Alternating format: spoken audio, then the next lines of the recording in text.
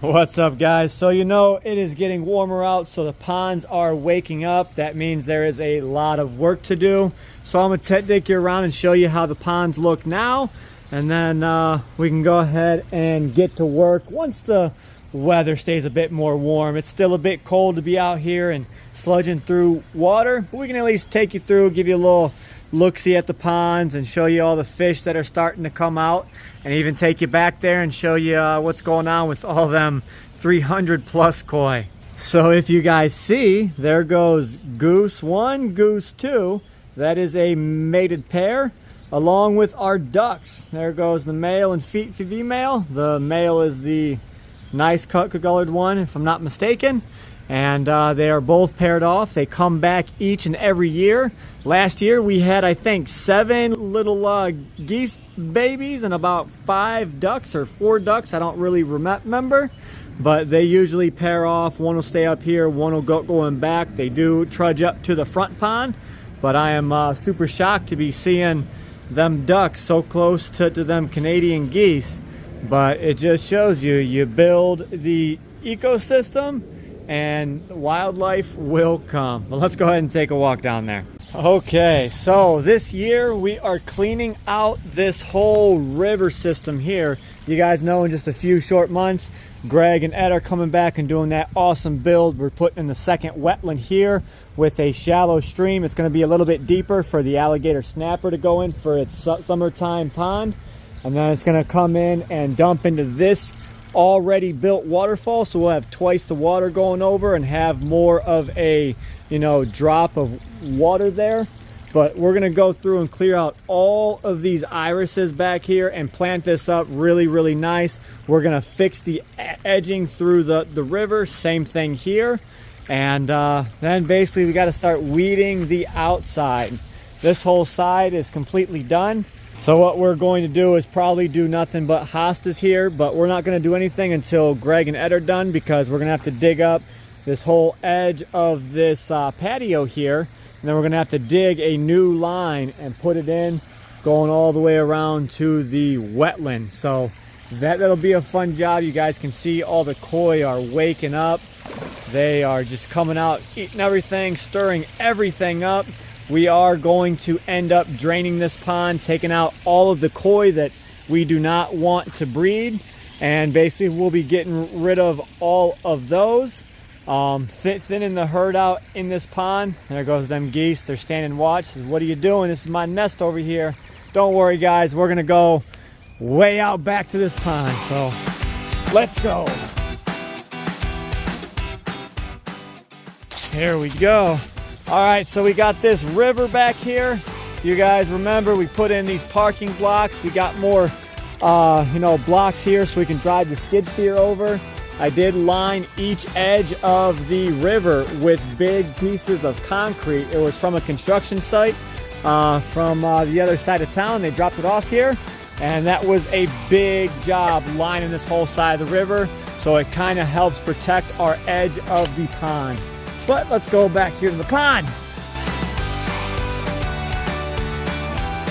Here we have it. This is a giant mud pond, and there is, like I said, there is between 300 and 350 koi in here, all different sizes and colors. It is just a big old mess right now, but we will walk over here. We will find some koi. I was back here the other day and found a ton. They were just basking up top, but it might be a little too hot up top for them right now. They usually come out in the mornings and the evenings, and they come out and play. As you guys can see, we have all of this loose rock right here. We are going to build another, a giant waterfall here, not make it too long, but we want it to be visible from the deck way over there. So this pond here, it's about 80 foot long. It's probably about 20 foot wide on that side, and it's 35 over here. It's got this nice hourglass shape, but this is going to be, just a mud pond, so the water will never be clear. The reason it's so muddy right now, and I don't know if you guys can guess it or not, but it is because of the koi. They are actually going around and eating mud from the side walls, and they are actually expanding the size of the pond. So they will eat the side walls, and then all that debris will sink to the bottom, and you won't have, you know, a deep pond anymore. It won't be 8 foot deep. It might be 6 foot deep. Up there goes one koi right there. He's gnawing on the grass. But once we drain this, you'll see them popping up everywhere, and this will be a nice job. We're going to drain it and get rid of a ton of koi out of here too. Majority of them are between 2 feet and 30 inches long. There are some big old koi in here. Okay, so while we were talking about this whole pond renovation, it's going to allow us to take out them 2 skimmers and delete that whole, you know, mess of cleaning out the skimmer box every day, every 2 days. And they're going to do an infinity edge to a little stream to a nice big, you know, catch basin down here. It's going to be the pump vault.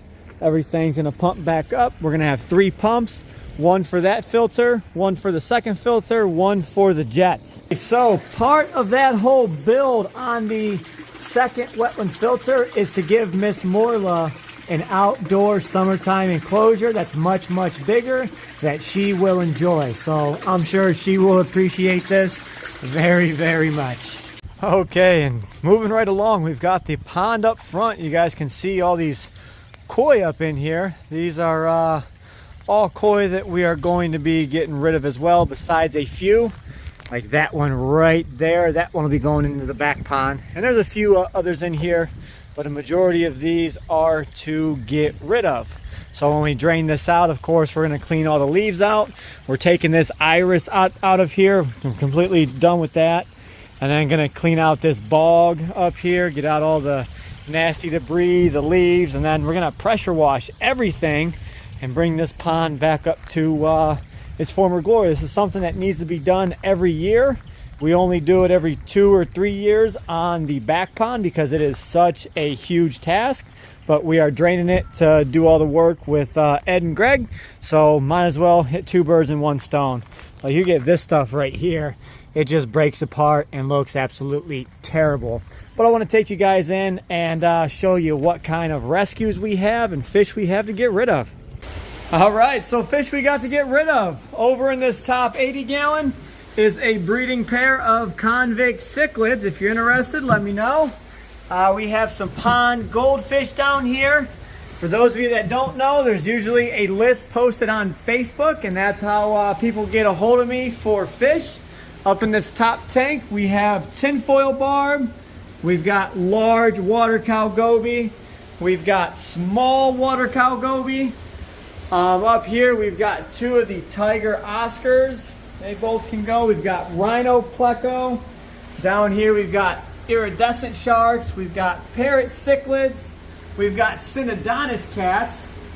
Oh, check this guy out. This was a rescue that just came in.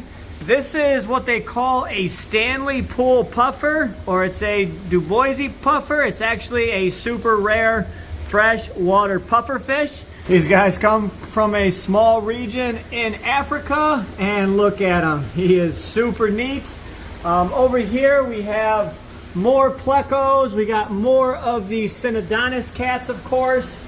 Up here I still have the Niger cat or Tarashuki catfish, ripsaw cat, same thing. Look how big my gulper cat is getting. He is eating tremendously well. We've got in this tub, we've got a pacu. He's probably 16 inch. We've got a 13, 14 inch spotted or Florida gar in here. There is a smaller 9-inch Asian red-tailed catfish. We do have tons of koi, and I mean tons of koi. Here's a few of intermediate kind. We do still have some shack koi babies left if you're interested in them. And we also have larger koi. So for those that are starting to wake up with their ponds, there will be all sorts of koi available. There's more plecos. What else do we got? While we're over here, get an update on these guys. This little arapaima is growing tremendously. My Goliath tigerfish is stacking on some weight. Same thing with this little red Titdale Pyara. He's starting to fill out a bit. Everyone seems to be doing good in this tank. But man, that tiger fish, I can't wait for him to put on a bit more size. He's just starting to fatten up, so he's gonna go on a length growth spurt here relatively soon. All right, down here we have a lot, and I mean a lot of silver dollars to get rid of. There's several different species. I'm only keeping the wide bar Schimberkii and the tiger dollars. And go ahead and throw them in the Bellagio with these 3 roseline sharks to add to my pack. But we've got, you know, flying fox, we've got other small iridescent sharks, little gouramis. These guys can all go. And if people are interested and have the means for them, I do have several rays out of my personal collection that I'm going to let go. I have a few saved for Brian Barczyk, but like this guy down here, he's probably a 6-inch ray. This is one that I bred, and I kept one of the better looking ones. He can go along with a few others. If you're interested, go ahead and get a hold of me. Ever since I got rid of the Dorado in here, the small Dorado has been ballooning up. Everyone's healing up as far as their fins go. The next person to come out of here would be that red Atabapo pike, and I'm getting ready to move him very, very soon. An update on our girls before we log off. Man, I'm absolutely in love with this ray right here. But they are all eating well. They are hammering food. They're all super active. I know some of you guys were worried about how I didn't even quarantine them and I just put them right into my system.